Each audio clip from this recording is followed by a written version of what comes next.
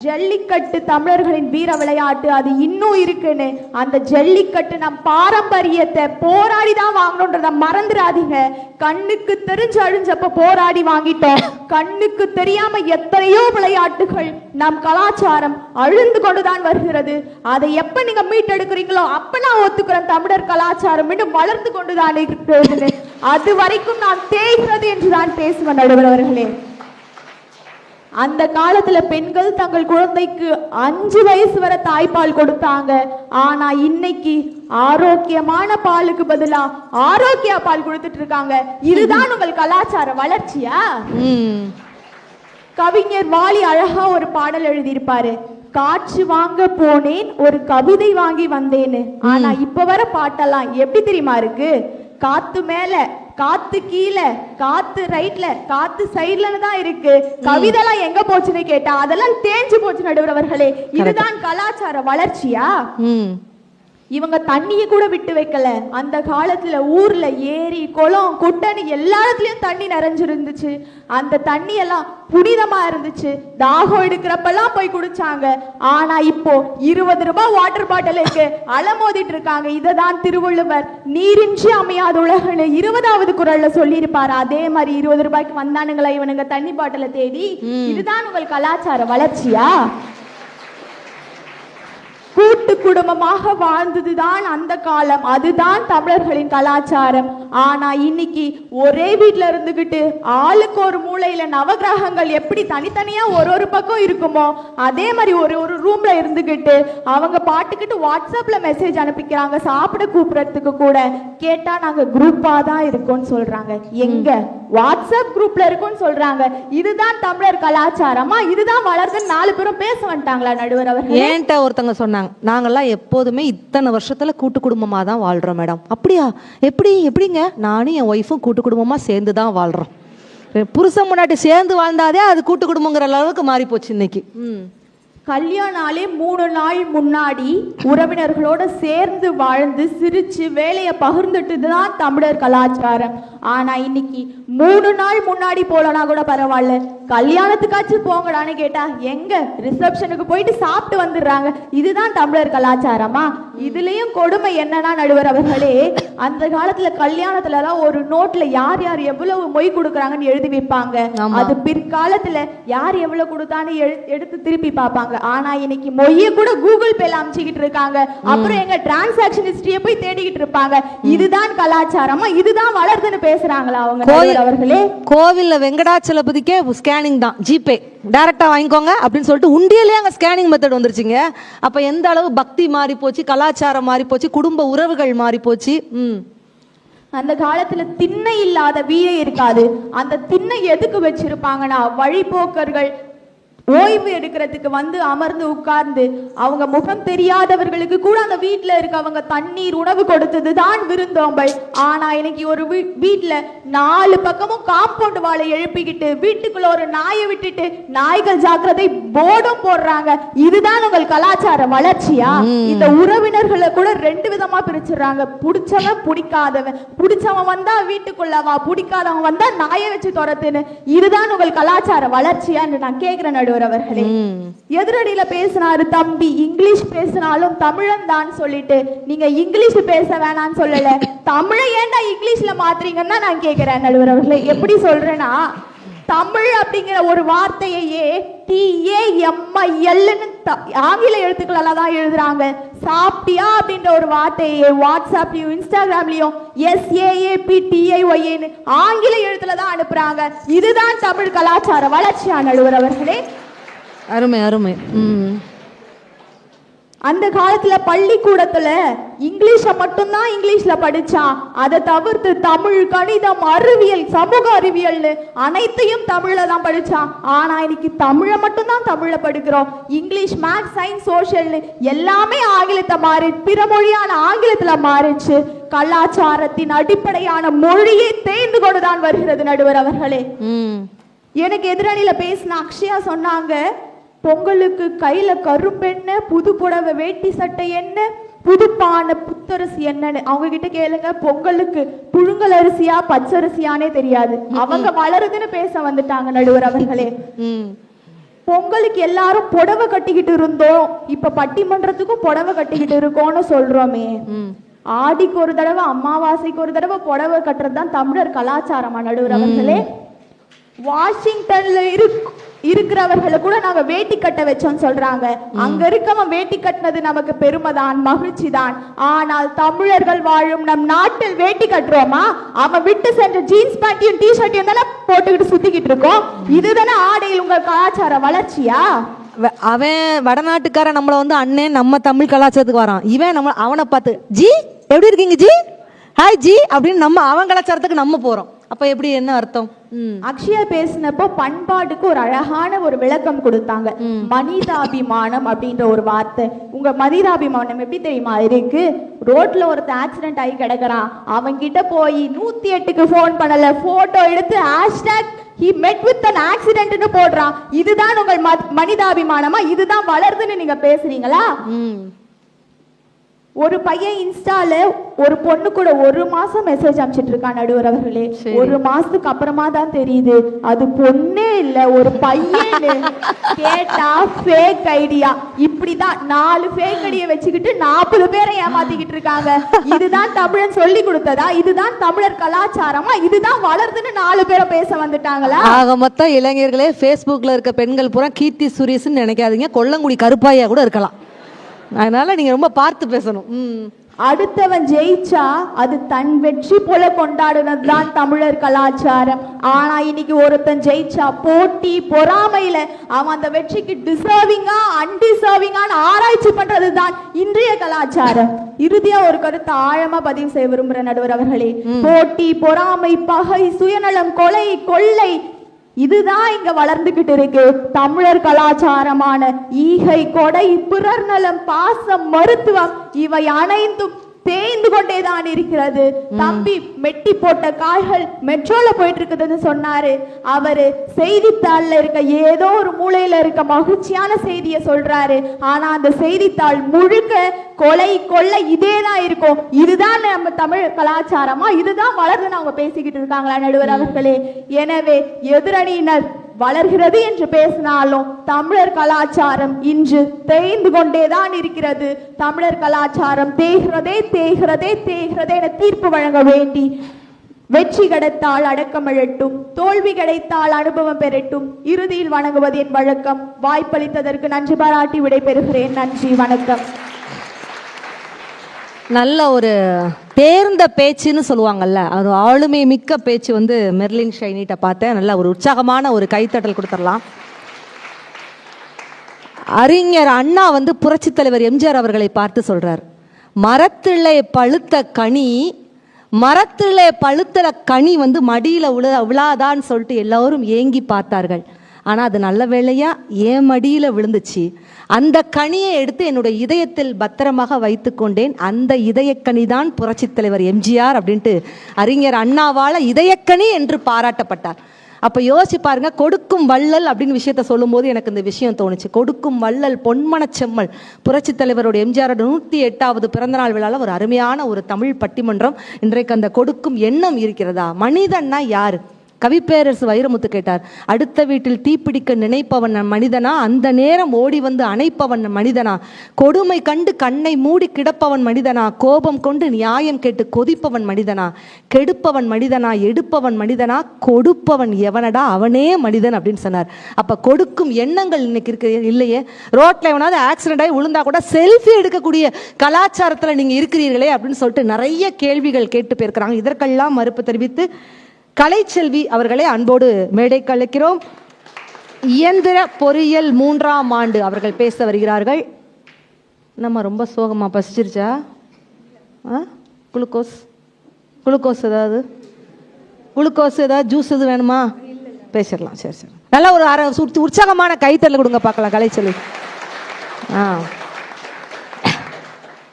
இஞ்செடுத்த தாய்க்கும் தத்தெடுத்த தந்தைக்கும் தாழாட்டிய தமிழுக்கும் என் முதல் வணக்கத்தையும் அவையோருக்கு அடுத்த வணக்கத்தையும் தெரிவித்துக் கொண்டு எனது உரையை தொடங்குகின்றேன்.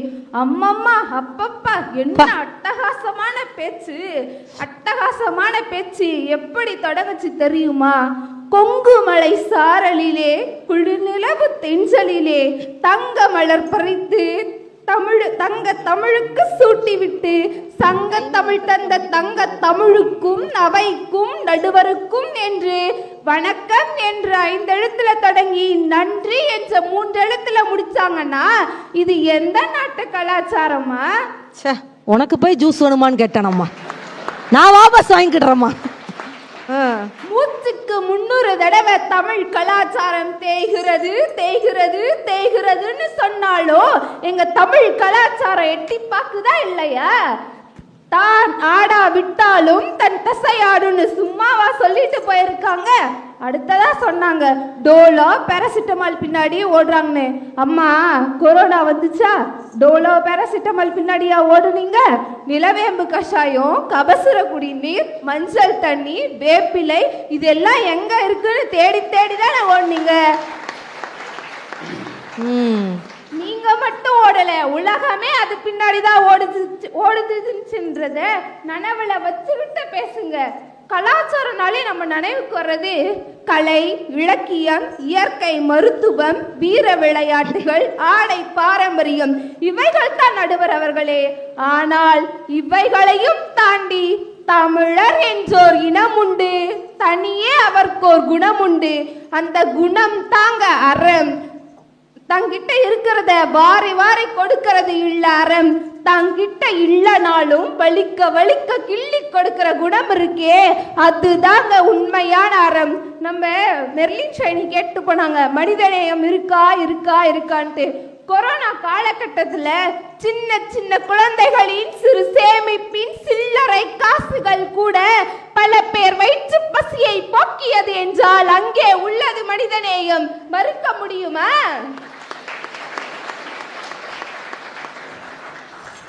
இப்ப அவசரம் அடிபட்டுச்சுன்னா 108க்கு உடனே போன் பண்றோமா? அந்த ஆம்புலன்ஸ் டிரைவர் 108ல வந்து சிட்டா வந்து அவங்கள கூட்டிட்டு போறாங்க. அது இல்லையா அறம்? பாடிய பயிரை கண்ட போதெல்லாம் பாடிய வள்ளலார் பிறந்த இந்த பூமியில் அறம் குறையுமோ? தமிழர் கலாச்சாரம் தான் தேயுமோ? எதை சொல்றீங்க தமிழர் கலாச்சாரம் தேய்கிறது தேய்கிறது தேய்கிறது என்று? செந்தமிழ்நாட்டு தமிழச்சியா சேலை கட்டி வந்து தமிழர் கலாச்சாரம் தேய்கிறதுன்னு சொல்றீங்களே சௌமியா, இது என்னம்மா நியாயம்? நேரம் எவ்வளவு முக்கியத்துவம் வாய்ந்தது தெரியுமா? காலம் பொன் போன்றது நடுவர் அவர்களே. 1/2 மணி நேரமா கட்டி நிக்காத வேஷ்டிய 5 நிமிஷத்துல கட்டி நிக்குதுன்னா ஒட்டிக்கோ கட்டிக்கோ எவ்வளவு நேரத்தை மிச்சம் பண்ணுது. அடுத்ததான் சொன்னாங்க நம்ம தம்பி, நாட்டுப்புற கலைகள் என்னைக்கு வளருதோ அன்னைக்கு தான் நாங்க தமிழர் கலாச்சாரம் வளர்கிறது என்று ஒத்துக்கொள்வோன்னு. என்னைக்கும் ஒத்துக்காதீங்க, இன்னைக்கே ஒத்துக்கிட்டு தான் ஆகணும் தமிழர் கலாச்சாரம் வளர்கிறது என்று. உலகமே உள்ளங்கையில வில்லு பாட்டுன்னு தட்டிப்பாரு, வில்லிசை மாதவி வில்லு பாட்டு தாறு மாறு. அது மட்டுமா, சிலம்பாட்டம், ஒயிலாட்டம், கரகாட்டம், காவடி ஆட்டம், தேவராட்டம்னு அத்தனை ஆட்டமும் இன்னைக்கும் இருக்கு நடுவர் அவர்களே. கொலை கொள்ளை நடந்தானே அந்த மட்டும் பார்த்தா போதாது, அடுத்த பக்கத்துல இருக்கிறதையும் பார்க்கணும். நானே சொல்றேன், சுட சுட செய்தி கேளுங்க. நம்ம ஊர் திருவிழா சென்னை சங்கமம் நடந்தது. ஆட்ட கலைஞர்களால் கூட்டமலை மோதியது. பார்க்க என் மனம் துடித்தது. ஆயக்கலைகள் 63 சங்கமித்திருந்தது. ஆட்ட கலைகளால் அரங்கமே அதிர்ந்தது. பார்த்ததும் என் மனம் திகைத்தது. சொல்ல துடித்தது, தமிழர் கலாச்சாரம் வளர்கிறது வளர்கிறது வளர்கிறது என்று.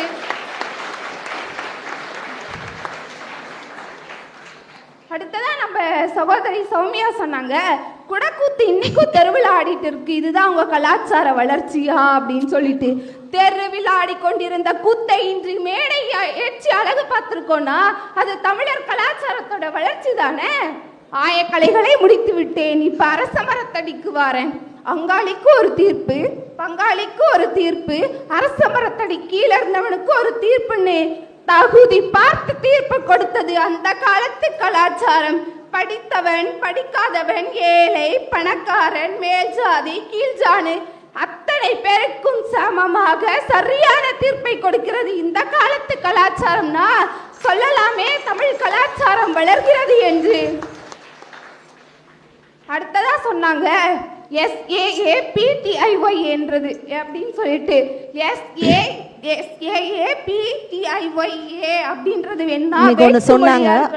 கொஞ்சம் பிரேக் விட்டுக்கோங்கப்பா, அவங்க சிரமப்படுறீங்க. நிறைய இந்த படித்தவன் படிக்காதவன் எல்லோரும் முன்னேறக்கூடிய காலம் இந்த காலம்னு சொன்னாப்புல. பெருந்தலைவர் காமராஜருடைய ஆட்சி காலத்தில் அவர் சிஎம்மாக இருக்கும் பொழுது பார்த்தீங்கன்னா நிறைய விண்ணப்பங்கள், ஒரு காலேஜில் மருத்துவக் கல்லூரியில் சேர்றதுக்கு நிறைய விண்ணப்பங்கள் வந்துச்சான். மார்க் அடிப்படையில் தேர்ந்தெடுக்கிறதுக்கு அவ்வளவு கஷ்டமான ஒரு சூழல். ஆனால் டக்குன்னு காமராஜர் ஐயா இவங்களுக்கு சீட்டு கொடுங்க அப்படின்னு சொல்லி எடுத்து கொடுத்தாப்லையா. ரொம்ப ஆச்சரியம், இவ்வளோ பேப்பரை எப்படி பார்த்தீங்க அப்படின்னு கேட்கும் பொழுது காமராஜர் என்ன வார்த்தை என்ன தெரியுமா?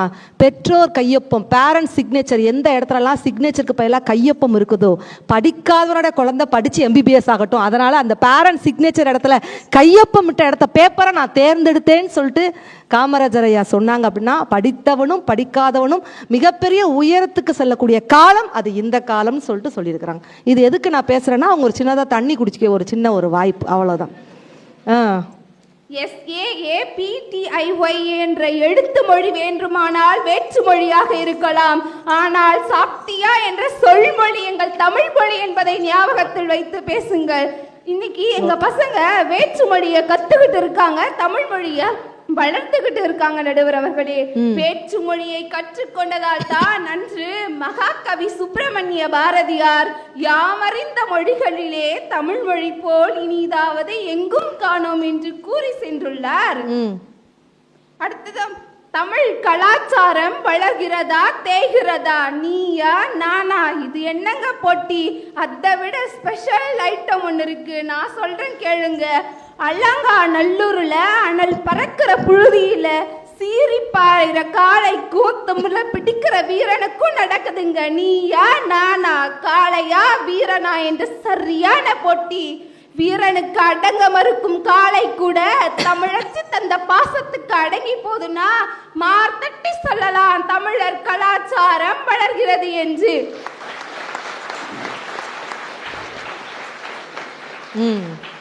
வீரத்திற்கு குறையில்ல, பாசத்திற்கு பஞ்சமில்ல, நதிக்கு அணை இல்ல, தமிழுக்கு வயதில்ல, என் தமிழர் கலாச்சாரத்திற்கோ முடிவே இல்லை என்று சொல்லி என் பேச்சுக்கு மட்டுமே வைக்கிறேன் முற்றுப்புள்ளி. அவையை அடையாளப்படுத்திய அத்தனை நல்லுள்ளங்களுக்கும் நன்றி கூறி விடைபெறுகிறேன். நன்றி, வணக்கம். அருமை அருமை. நிறைய விஷயங்களை மேற்கோள் காட்டி அந்த பேச்சு கூட அந்த ஒரு இசைத்தமிழ்னு சொல்லுவாங்கள்ல, அந்த ஒரு அருமையான ஒரு பேச்சை வழங்கிய கலைச்செல்விக்கு ஒரு பெரிய மனமார்ந்த பாராட்டுக்கள் அந்த நேரத்தில் சொல்லிக்கலாம். வாழ்த்துக்கள் வாழ்த்துக்கள் வானுயர. உடனடியாக இதற்கு மறுப்பு தெரிவித்து இயந்திர பொறியியல் 3ஆம் ஆண்டு அரவிந்த் அவர்களை நிறைவு பேச்சாளராக நெஞ்சம் நிறைந்த பேச்சாளராக அழைக்கிறோம். ஒரு சூப்பரான ஒரு கைத்தட்டல் அரவிந்த் அவர்களுக்கு.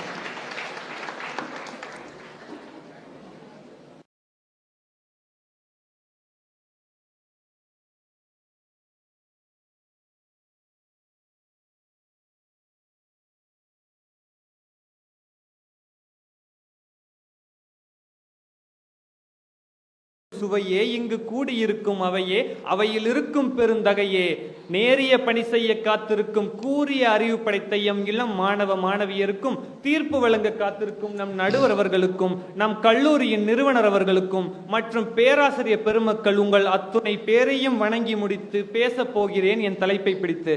நடுவர் அவர்களே, எனக்கு முன்னாடி பேசின சகோதரி கலைச்செல்வி சொன்னாங்க, எப்பா என்ன பேச்சு, அதட்டி பேசுனா அடங்கி போயிரும் நினைச்சிட்டாங்களோ என்னமோ தெரியல, அழுகுற அளவுக்கு பேசிட்டு போயிட்டாங்க. அவங்க ஒரு வார்த்தை சொன்னாங்க கேட்டீங்களா, நேரத்தை மிச்சப்படுத்துறோன்னு ஒட்டிக்கோ கட்டிக்க வேஸ்டியான். அமெரிக்காக்கார என்னென்னமோ கண்டுபிடிக்கலாம், அந்த அம்மா என்னத்தை கண்டுபிடிச்சு வந்திருக்கு பாத்தீங்களா. எதுக்கு தெரியுமா அவங்க ஒட்டிக்கோ கட்டிக்கோ சொன்னாங்க? அவங்க அணியில உள்ள 2 ஆண் மகன்கள் 2 பேரும் ஒட்டிக்கோ கட்டி தான் கட்டிட்டு வந்திருக்காங்க. நாங்க 2 பேரும் 4 முளை வேஸ்டியை சுத்திட்டு வந்திருக்கோம், ஆனா அவங்க ஒட்டிக்கிட்டு வந்திருக்காங்க. நீங்க வேஸ்டிய மட்டும் ஒட்டல, தமிழர் கலாச்சாரத்தையும் பட்டிமன்றத்துக்காக இன்னைக்கு ஒட்டிக்கிட்டு தான் வந்திருக்கீங்க. அதுலயே தெரியலையா வளருதா தெரியுதுன்னு. அதுக்கப்புறம் எங்க அணியில பேசின தோழி திருமணத்தை பத்தி அழகா பேசினாங்க நடுவர்களே. மொய்யெல்லாம் கூட ஜிபேல பண்றாங்க. திருமணத்திற்கு அந்த காலத்துல பெண் வீட்டார் மாப்பிள்ளை வீட்டுல என்ன இருக்கணும்னு எதிர்பார்த்தான் தெரியுமா? பெரிய குப்பைக்குழி இருக்கா, பெரிய வைக்கப்போர் இருக்கா, மாட்டு தொழுவம் எவ்வளவு பெருசா இருக்கு, சொந்த பந்தம் நிறைய இருக்கான்னு தான் பார்த்தான். ஆனா இன்னைக்கும் என்ன பாக்குறாங்க தெரியுமா? சொத்து பத்து நிறைஞ்சிருக்கணும், சொந்தம் பந்தம் குறைஞ்சிருக்கணும், நாத்துனார் இல்லாத வீடா இருக்கணும், மாப்பிள்ளைக்கு 6 டிஜிட்ல சேலரி இருக்கணும் தான் பாக்குறாங்க. அதையும் அடிஷனல் சீட்ல ஆர்டர் போட்டு சொல்றாங்க. எங்கெங்க போச்சு உங்க கரெக்ட். கலாச்சாரம்? எங்க வீட்டு பக்கத்துலலாம் ஒரு பொம்பளை பிள்ளை என்ன கண்டிஷன் போட்டிருக்கு தெரியுமா? இழுத்தரைக்க அம்மியும் இருக்கக்கூடாது, நான் போற வீட்டுக்கு மம்மியும் இருக்கக்கூடாது. எப்படிப்பட்ட டயலாக் பார்த்தீங்களா? அதனால இந்த மாதிரி ரூல்ஸ்லாம் போடுறாங்க இன்னைக்கு பிள்ளைங்க. அன்றைய தமிழர்கள் கூட்டு குடும்பத்தோட முக்கியத்துவத்தை அறிஞ்சிருந்தாங்க நடுவர் அவர்களே. உணவுக்கும் உழவுக்கும் முக்கியத்துவம் கொடுத்ததுனாலதான் குப்பைக்குழி எவ்வளவு பெருசா இருக்கு, வைக்கப்போர் எவ்வளவு பெருசா இருக்குன்னு பார்த்தான். ஆனா நீங்க ஆடம்பரங்கிற பேர்ல சம்பளத்தையும் சொந்த பந்தம் குறைஞ்சிருக்கணும் தானே பாக்குறீங்க. ஆனா இன்றைய கால நடைமுறையில பெற்றோர்கள் அவங்க உறவு முறைகளை குழந்தைகளுக்கு சொல்லித்தரதே இல்ல நடுவர் அவர்களே. பெரியப்பாவை நீங்க என்னன்னு சொல்லுவீங்க நடுவர் அவர்களே? அப்பாவோட பிக் அங்கிள், பெரியப்பானே நம்ம சொல்லுவோம். எங்களுக்கு தேர்ட் இயருக்கு பிளேஸ்மெண்ட் கிளாஸ் நடந்துச்சு. எல்லா ஆப்டிடியூட்ல பிளட் ரிலேஷன் ஒரு டாபிக் இருக்குமா? சார் கேக்குறாரு, அப்பாவோட அண்ணனை என்னன்றா சொல்லுவேன். நம்ம என்ன சொல்லுவோம்? பெரியப்பான்னு சொல்லுவோம். ஒரு பையன் சொல்றான் நடுவர் அவர்களே, இடியே இறங்குனுச்சு, மாமான்னு சொல்றான். உங்க ஊர் கோயில்பட்டியில பிள்ளையாரதான் மாமான்னு சொல்லுவாங்க, இங்க பெரியப்பாவே மாமான்னு சொல்றான். உறவு முறைகளே சொல்லி கொடுக்கறது இல்ல எந்த பெற்றோருக்கும். அத்தையோடு சேர்த்து சின்னாத்தாலையும் பெரியாத்தாலையும் ஆன்டி என்றும், மாமன்களோடு சேர்த்து சித்தப்பாக்களையும் பெரியப்பாக்களையும் அங்கிள் என்றும், ஐத்தமய மாயமய அங்காளி பங்காளி எல்லாத்தையும் சேர்த்து கசின்ஸ் என்றும், காண்போரை எல்லாம் ப்ரோ என்றும், கிரிஞ்சு பூமர் போன்ற வார்த்தைகள் எல்லாம் புகுந்த பிறகும் I love you darling, I miss you baby என்று காதலிப்போர் எல்லாம் ஆங்கிலத்தையே உச்சரிப்பதாலும், ஹலோ ஹலோ என்று அர்த்தம் தெரியாத வார்த்தையை 1000 முறை பயன்படுத்துவதாலும், சென்னை பல்கலைக்கழகம் 1920 வெளியிட்ட தமிழ் பேரகராதியின் தமிழ் சொற்களில் 1,17,762 வார்த்தைகளில் எத்தனை இன்று புழக்கத்தில் இருக்கிறது என்பதை கவலைப்படுவதற்கு யாருமே இல்லாமல் போனாலும், சாகாத தமிழ் இல்லங்களிலும் உள்ளங்களிலும் இல்லை என்றால் சாகும் என்பதை இந்த நேரத்தில் நான் பதிவு செய்து கொள்கிறேன். அருமை அருமை அருமை, மிக அருமை. அம்மாவுக்கு பேரு மம்மியா. அதுக்கு என்ன காரணம் தெரியுமா? சாவதற்கு முன்பே சவப்பெட்டியில் தள்ளிவிட போட்ட மம்மிக்களாய் போன நமது அம்மாக்களிடம் இட்லிக்கு சைடிஸ் ரெட் சட்னியா, கிரீன் சட்னியா, ஒயிட் சட்னியா என்று கேட்கும் பிள்ளைகள் இங்க வளருமானால் இங்கு தமிழ் சாகும் என்பதையும் நான் பதிவு செய்து கொள்கிறேன் நடுவர் அவர்களே. ஒன்றை மட்டும் தெரிந்து கொள்ளுங்கள் பெற்றோர்களே, தமிழ் வாழ்க என்று எங்கேயும் எழுதியிருந்தால் அதை வாசிக்க நேசிக்க தெரியாத பிள்ளைகளை பெற்றுவிட்டு பேத்திக் கொண்டும் தெரியும் பெற்றோர்கள் கருணை அடிப்படையிலையாவது தமிழையும் வளர்த்து விடுங்கள். கேவலம் மதிப்பெண்ணிற்காக அதை தடுப்பதுதான் நாங்க இங்க பெரிய கொடுமைன்னு சொல்றோம் நடுவர் அவர்களே. உலக நாடுகள் எல்லாம் தமிழ் வளருது, இல்லைன்னு சொல்லல. உங்க வீடுல வளருதான்னு பாருங்க. பொறியாளராக, மருத்துவராக, தொழில் அதிபராக 4 சாதிங்க. ஆனா உங்க இல்லத்திலையும் உள்ளத்திலையும் கொஞ்சம் தமிழையும் வளருங்கன்னு தான் நாங்க கேட்டுக்கிறோம். காதலை பத்தி அருமையா சொல்லிட்டு போனாங்க எதிரணியில உள்ளவங்க. லிவிங் டுகெதர்னு நாங்க பேச வந்துருவோமா. அதுக்கு எடுத்துக்காட்டு சொல்றேன் நடுவர் அவர்களே. ஒரு பொண்ணு அவங்க அப்பாட்ட போய், அப்பா நான் அமெரிக்கால உள்ள இருக்கிற மாப்பிள்ளைய காதலிக்கிறேன் அப்பான்னு சொல்றா. அதுக்கு அவங்க அப்பா கேக்குறாரு, அமெரிக்கால உள்ளவன் ஒன்ட்டை எப்படிமா சிக்கனா அப்படின்னு கேக்குறாரு. அதுக்கு அந்த பொண்ணு சொல்லுது, நாங்க இன்டர்நெட்ல தேடணும், ஃபேஸ்புக்ல பாத்துக்கிட்டோம், ஸ்கைப்ல ப்ரப்போஸ் பண்ணணும், வாட்ஸ்அப்ல 2 மாசமா லவ் பண்ணிக்கிட்டு இருக்கோம்னு அந்த பொண்ணு சொல்லு. அப்படியாமா, அப்ப ஒண்ணு செய்யின்னு அவங்க அப்பா சொல்றாரு. என்ன சொல்றாரு தெரியுமா? ட்விட்டர்ல கல்யாணம் பண்ணிக்கோ, மேக் மை ட்ரிப்ல ஹனிமூன் போய்க்கோ, பிளிப்கார்ட்ல பேபிஸுக்கு ஆர்டர் கொடு, கூகுள்ல பேரை தேடு, பிடிச்சிருந்தா சேர்ந்து வாழு, பிடிக்கலையா OLXல போட்டு வித்துட்டு போயிட்டே இருன்னு சொல்றாரு. முதல்லயே இந்த பிள்ளை OLX அப்ளை பண்ணிட்டு தான் அடுத்து பூரா ஸ்கைப்புக்குலாம் வருது இன்னைக்கு. அப்ப எந்த மாதிரியான வாழ்க்கை மாற்றத்துக்கு நம்ம வந்திருக்கோம்னு பாத்துக்கோங்க. இதுவா கலாச்சாரத்தோட வளர்ச்சி?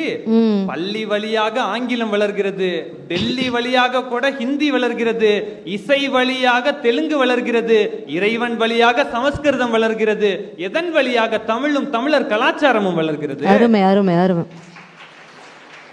மற்ற மாநிலங்கள்லயும் மற்ற நாடுகள்லயும் அவங்க தாய்மொழியில படிச்சாதான் முன்னேற முடியும்.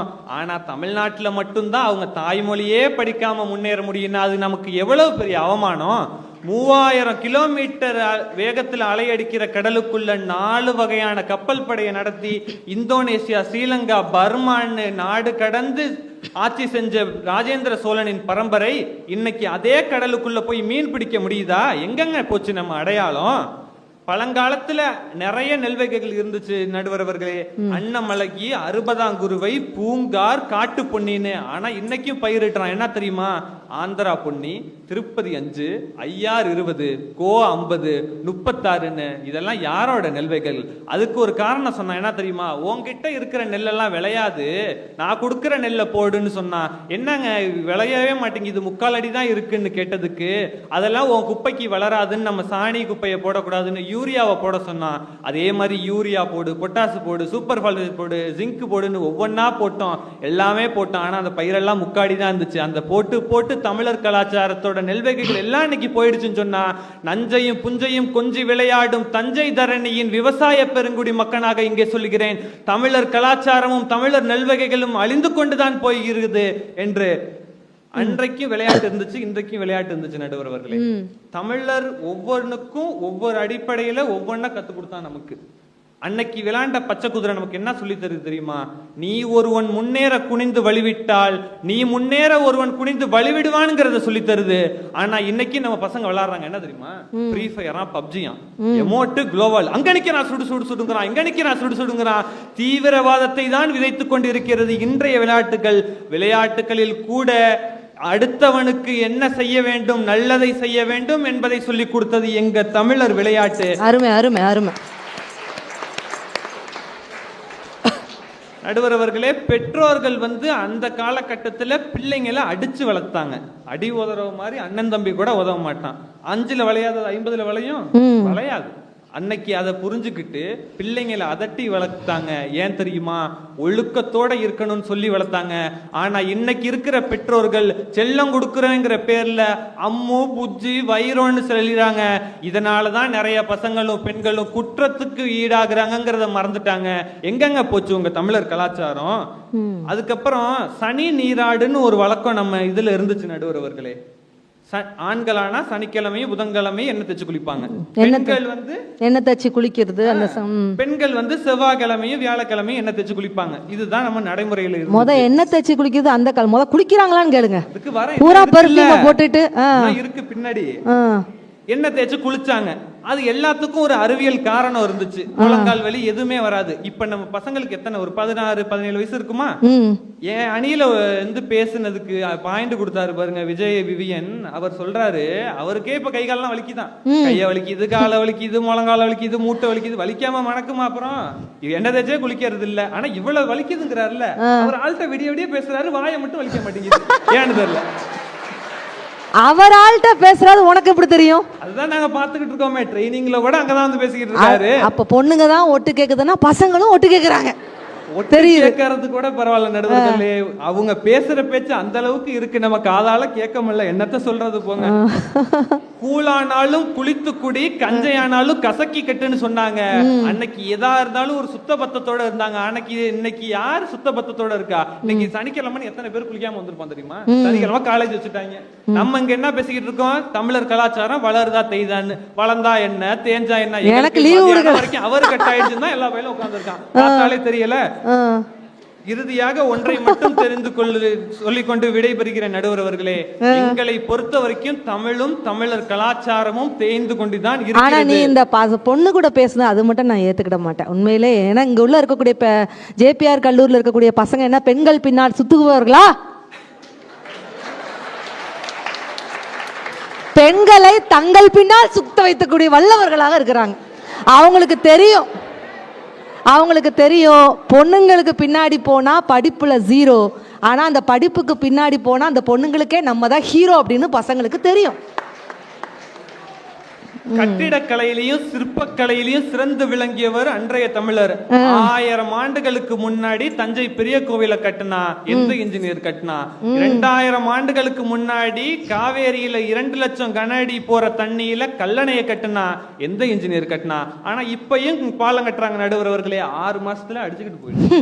எந்த காலேஜ்ல படிச்சான், எந்த யூனிவர்சிட்டியில படிச்சான் அன்றைய தமிழர்? அதெல்லாம் நான் பேசி லாக்அப்ல உள்ள போயிட முடியாதுப்பா. நீ கடைசியாக ஒன்றை மட்டும் இந்த நேரத்துல கேட்டுக்கொள்ள விரும்புறேன் நடுவர் அவர்களே.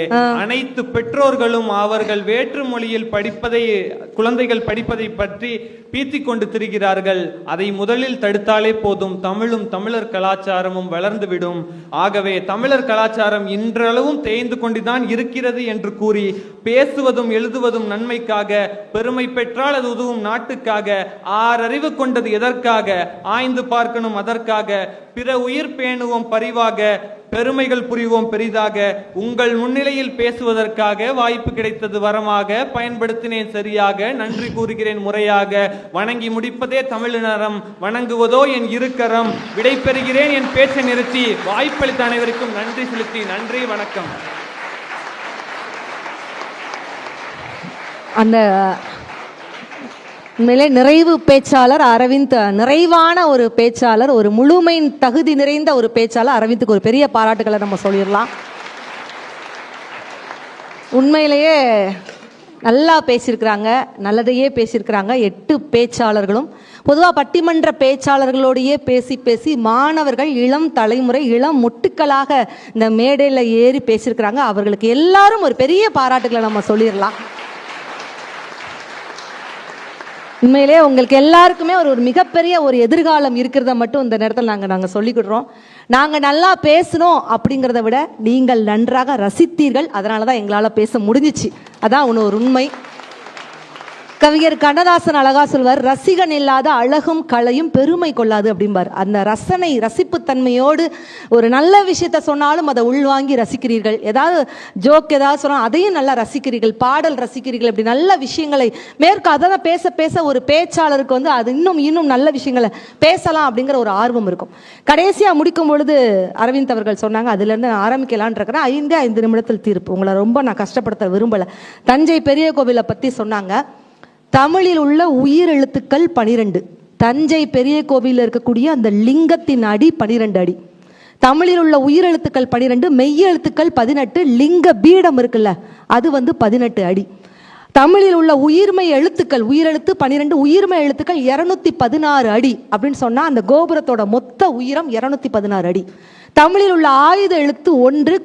கோவில்களில் முதன்மையானது தஞ்சை கோவில், அது 1வது இடத்துல இருக்குது. தமிழில் உள்ள மொத்த எழுத்துக்கள் 247. லிங்கத்திற்கும் நந்திக்கும் இடைப்பட்ட தூரம் 247 என்று தமிழை எப்படி இணைத்து பொதித்திருக்கிறாள் தஞ்சை ராஜராஜ சோழன் அப்படின்னா, நன்றி மறப்பது நன்றன்று, நன்றல்லது அன்றே மறப்பது நன்று என்று சொன்னான் வள்ளுவன். அப்போ அந்த தஞ்சையில் வேலை பார்த்த அந்த பணியாளர்கள் இருக்காங்க. இன்னைக்கு தான் இவ்வளோ பேர் நம்ம வேலை பார்க்குறோம். தஞ்சை பணியாளர்களுக்கு ஒரு பாட்டி மோர் கொடுத்தாங்களாம். அந்த மோர் கொடுத்த கிளைவிக்கு நன்றி சொல்லும் விதமாக அந்த கோபுரத்தோட உச்சியில, தஞ்சை கோபுரத்தோட உச்சியில அந்த பாட்டிக்கு சிலை வைத்திருக்கிறான் அப்படின்னு சொன்னா, இதுதான் தமிழர்களுடைய கலாச்சாரம், பாரம்பரியம், பண்பாடு. அது இன்னைக்கு இருக்குதா அப்படின்னு ஒரு கேள்வி. செல்போன் இன்னைக்கு அதிகமாக பயன்படுத்துகிறார்கள் அப்படின்னு. இன்னைக்கு செல்போனை கண்டுபிடித்த மார்ட்டின் கூப்பர் கூட செல்போனை ஒரு நாளைக்கு 5 மணி நேரம் தான் பயன்படுத்துவாராம். ஆனால் நாம் இன்னைக்கு செல்போனை பூரா 24 மணி நேரமும் பூரா ஒரு நைட்டு ஃபுல்லாக உட்காந்து சார்ஜ் போட்டுக்கிட்டே கடலை போட்டுக்கிட்டே இருக்கிறீங்கன்னா என்ன அர்த்தம்? அப்படி வெளிச்சம், போர்வைக்குள் இருந்து வரும் வெளிச்சம் பலரின் வாழ்க்கையை இருளாக்குகிறது அப்படின்ட்டு தான் உண்மை. அப்போ யோசிச்சு பாருங்க, அந்த செல்போன் பயன்படுத்துகிற பாடு அதில் தமிழ் இருக்கிறதா? நம்ம சாப்பிட்ற சாப்பாடு, உணவு முறை தமிழ் இருக்குதா? நாம் இன்னைக்கு பழைய சோறுலாம் கிண்டல் பண்ணுறோம். ஆனால் வெளிநாட்டுக்காரன் நீங்கள் யோசிச்சு பாருங்க, நம்ம பழைய சோறை பாடம் பண்ணி வச்சு பழைய சோறை உண்மையிலேயே போய் பார்த்தீங்கன்னா வெளிநாட்டில் பழைய சோறை அவ்வளோ காஸ்ட்லியாக விற்கிறாங்க. நம்ம இன்னைக்கு இளநீர்லேருந்து மாறி கூல்ட்ரிங்க்ஸை நம்ம குடிக்கிறோம். ஆனால் அங்கே போய் பாருங்கள், இளநீரை நம்ம அவன் அவ்வளோ தூரம் காஸ்ட்லியான போட்டு பாடம் பண்ணி வித்துட்டு இருக்கிறான். ஆற்று நீர் வாதம் போக்கும், அருவி நீர் பித்தம் போக்கும், சோற்று நீர் 2ஐயும் போக்கும் அப்படின்னா பழைய சோத்து கஞ்சிக்கு அவ்வளோ ஒரு மிகப்பெரிய ஒரு வலிமை இருக்குது. அப்போ நம்ம பாரம்பரிய உணவு தொலைச்சிட்டு நிற்கிறோம். விளையாட்டை பற்றி சொன்னாங்க. ஒவ்வொரு விளையாட்டுக்கும் ஒரு அர்த்தம் இருக்குது. ஏன் அந்த தாயம் வச்சாங்க? பல்லாங்குழி முதல்ல ஏன் வச்சாங்க? இருக்கும் இடத்திலிருந்து இல்லாதவருக்கு கொடுக்க வேண்டும் என்பதை உணர்த்துவதற்காக தமிழன் பல்லாங்குழி வச்சான். ஏன் நொண்டி வச்சான்? அடுத்தவனை போல நீ சமமாக இல்லாவிட்டாலும் ஜெயிக்கக்கூடிய தில்லு உனக்கு இருந்துச்சுன்னா நிச்சயமாக நீயும் களத்தில் இறங்கி ஜெயிக்க முடியும் என்பதை உணர்த்துவதற்காக நொண்டி வச்சான். ஏன் தாயம் வச்சான்? கடைசி நேரத்தில் உன்னை வெட்டி வெளியில் இருந்தால் கூட ஜெயிக்கக்கூடிய வல்லமை இருந்தால் உன்னால் ஜெயிக்க முடியும் என்பதை உணர்த்துவதற்காக தாயம் வச்சான். ஏன் பரமபதம் வச்சான்? வாழ்க்கையில் ஏற்றமும் வரும் இறக்கமும் வரும். எவன் ஒருவன் சரியாக பார்க்கிறானோ அவன்தான் வாழ்க்கையில் ஜெயிப்பான் என்பதை உணர்த்துவதற்காக பரமபதம் வச்சான். தமிழர்களுடைய அத்தனை விளையாட்டுகளையும் தொலைத்து கொண்டிருக்கிறோமே. தமிழ் கலாச்சாரம் வளர்கிறதா தேய்கிறதா? இன்னைக்கு பூரா பாருங்க, ஒரு காலத்தில் குழந்தைகள் மண்ணில் விளையாண்டாங்க, ஆரோக்கியமாக இருக்காங்க. இன்னைக்கு செல்லில் விளையாண்டாங்க, மண்ணாக போகிறாங்க. அப்போ கலாச்சாரம் எல்லாமே தோத்து போய்க்கூடிய இந்த காலகட்டத்தில் நீங்கள் யோசிச்சு பார்த்தீங்கன்னா, கூட்டு குடும்பத்தை பற்றி சொன்னாங்க. வெற்றிலை கொடி பலர அகத்தியை நட்டோம், அகத்தியை தின்னா ஆடு வளர்த்தோம், ஆடு போட்ட புழுக்கையை வச்சு காடு வளர்த்தோம், காட்டுக்குள்ளே புழு வரட்ட கோழியை விட்டோம், வளர்த்ததெல்லாம் விற்காம குலதெய்வம் பேருக்கு நேர்ச்சி விட்டோம், நேர்ந்து விட்ட அதுகளை வெட்ட திருவிழா வச்சோம், திருவிழா பேரை சொல்லி உறவுகளுக்கு மத்தியில் அவளுக்கு அவனென அவனுக்கு அவளென பேசி முடித்தோம், பேசி முடிச்சதுக்கு ஆதாரமாக எங்கள் வீட்டு வெத்தலையோடு பாக்கும்னு வச்சோம்னு கூட்டு குடும்பங்கள் மிகப்பெரிய ஆதாரமாக இருந்துச்சு. அன்னை கூட்டு குடும்பத்தை அன்னைக்கு தொலைத்து நிற்கிறோம். அப்போ யோசிச்சு பார்த்தா தமிழ் கலாச்சாரம் வளர்கிறதல்ல, தேய்கிறதே தேய்கிறதே தேய்கிறதே அப்படின்னு தீர்ப்பு சொல்லிட முடியாது. சொன்னால் அவர் ஒருத்தர் மட்டும் தான் அனாதையாக கைத்தட்டல் கொடுப்பார், அதுவும் சந்தேகத்தோட கொடுக்குறார். தேய்கிறதுன்னு நம்ம சொல்லிட முடியுமா? வளர்கிறதுங்க இவள் எவ்வளவு விஷயங்கள், நிறைய விஷயங்கள் மேற்கோள் காட்டினாங்க. இன்றைக்கும் கரூரில் நீங்கள் போய் பார்க்கலாம், வள்ளுவர் ஏஜென்சின்னு ஒரு பெட்ரோல் பல்கில் 1 லிட்டர் பெட்ரோல் போட்டால் 10 திருக்குறள் நீங்கள் யார் சொல்கிறீங்களோ 1 லிட்டர் பெட்ரோல் இலவசம், 20 திருக்குறள் யார் சொல்றீங்களோ 2 லிட்டர் பெட்ரோல் இலவசம். சிறப்பாக மாணவர்களுக்காக சலுகை போட்டிருக்கிறாங்க. அப்படின்னா கரூரை சேர்ந்த வள்ளுவர் ஏஜென்சின்னு ஒரு நிறுவனம் நடத்திக்கிறதுனா தமிழ் வாழ்கிறதா இல்லையா? அப்போ அந்த ஒரு யோசனை அந்த மனுஷனுக்கு வருதா இல்லையா?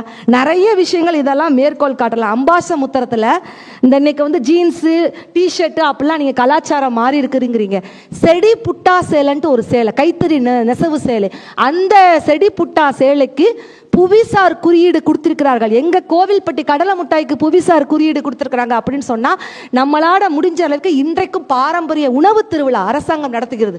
பாரம்பரிய உணவு திருவிழா, கலை திருவிழா இதெல்லாம் வைத்துக்கொண்டு தமிழை இன்றைக்கும் நம்ம வாழ வைத்துக் கொண்டிருக்கிறோம் சொல்லிட்டு நிறைய விஷயங்களை சொன்னாலும் ஒரே ஒரு விஷயத்தை மட்டும் நான் சொல்லி முடிக்கிறேன். உலகத்தில் கொசுக்களே இல்லாத நாடு எதுன்னு கேட்டா அது பிரான்ஸ். கொசுக்களே இல்லாத நாடு பிரான்ஸ், காடுகளே இல்லாத நாடு கத்தார், ரயில்களே இல்லாத நாடு ஆப்கானிஸ்தான், தனக்கான தேசிய மொழி இல்லாத நாடு சுவிட்சர்லாந்து, தனக்கான தேசிய தினம் இல்லாத நாடு டென்மார்க். ஆனால் அன்பை மட்டும் கருவியாக கொண்டிருக்கக்கூடிய ஒரே நாடு நம் இந்திய நாடு என்று சொன்னால்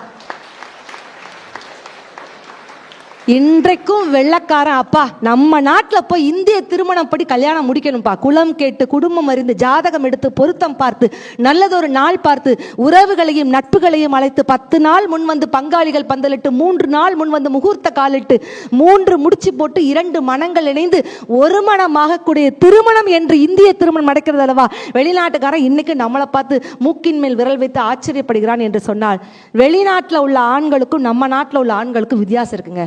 வெளிநாட்டில் உள்ள ஆண்கள் தாயை தவிர அத்தனை பேரையும் மனைவியாக பார்க்கக்கூடியவர்கள். நம்ம நாட்டில் உள்ள ஆண்கள் தாங்க மனைவியையே சில நேரங்களில் தாயாக பார்க்கக்கூடிய ஆண்கள் நம்ம தேசத்தில் இருக்கிறாங்க. வெளிநாட்டிலலாம் கல்யாணங்கிறது எப்படி தெரியுமா? ஏன் இன்னைக்கு தமிழ் கலாச்சாரம் இருக்கு. வெளிநாட்டிலலாம் கல்யாணம் முடியும் போது நீங்க பார்த்துருப்பீங்கன்னா அப்படி கையோடு கை சேர்த்து லலலா லலலா லலலா லலலான்னு போவாங்க. ஏன் தெரியுமா? கையை விட்டுட்டு அவள் அடுத்த நிமிஷம் அடுத்தவனுக்கு பொண்டாட்டி ஆயிடுவா. நம்ம நாட்டில் தான் ஒரு மஞ்சப்பையை வச்சுக்கிட்டு மாங்காய் மடையம் கூட பார்த்து முன்னாடி புருஷன் போனா கூட உன் கால் தடங்களை பார்த்து பின்னாடி நான் வாரங்கிற. அதுதான் நம்மளுடைய பாரம்பரியம், நம்மளுடைய கலாச்சாரம், நம்மளுடைய பண்பாடு. வெளிநாட்டுக்காரன் உங்க கேட்குறான், எங்க உங்க நாட்டில் இருக்கிற பெண்கள் கை கூட குலுக்க மாட்டாங்களா? கை குலுக்குனா ஜஸ்ட் ஒரு ஹேண்ட்ஷேக், கை குலுக்குனா ஒன்று கற்பு போயிடாது, ஏன் இவ்வளோ கூச்சப்படுறாங்க அப்படின்னு கேட்குறான். அதுக்கு நம்மால் சொல்கிறான், உங்கள் நாட்டில் இருக்கிற ராஜாவின் மனைவி ராணி அவங்க கிட்ட கை குலுக்க முடியுமா? முடியாது. ஏன் முடியாது? ஏன்னா அவங்க ராஜாவின் மனைவி ராணி, அவங்க கிட்ட எப்படி கை குலுக்க முடியும்? நம்மால் சொல்கிறான், உங்கள் நாட்டில் இருக்கிற ராஜாவின் மனைவி மட்டும்தான் உங்களுக்கு ராணி, ஆனால் எங்கள் நாட்டில் இருக்கிற அத்தனை பெண்களுமே எங்களுக்கு ராணி தாண்டா அப்படின்ட்டு சொன்னான். இன்றைக்கும் வெளிநாட்டில் எவ்வளவோ விஷயங்களை பார்க்கலாம். தமிழும் தமிழ் ஆளுமையும் வளர்ந்து கொண்டிருக்கக்கூடிய காரணகட்டத்தினால் எந்த வகையில் பார்த்தாலும் தமிழ் கலாச்சாரம் இத்தனை மேடை பேச்சாளர்களை வைத்துக்கொண்டு தமிழ் கலாச்சாரம் தேய்கிறதுன்னு சொல்ல முடியாது. அத்துணை கைத்தட்டல் சார்பாக சொல்கிறேன், தமிழ் கலாச்சாரம் வளர்கிறது வளர்கிறது வளர்கிறது. என்பதை இறுதி தீர்ப்பாக வைத்து ஜேபிஆர் தொழில்நுட்ப கல்லூரி சார்பாக அத்துணை மாணவ தங்கங்களையும் சிறப்பாக மரிய வில்சன் சார் அவர்களுக்கும் அத்துணை ஆசிரியர் பெருந்தகைகளுக்கும் நிறைவான நன்றி கலந்த வணக்கங்களையும் வாழ்த்துக்களையும் தெரிவித்துக் கொண்டு விடைபெறுகிறோம். நன்றி, வணக்கம்.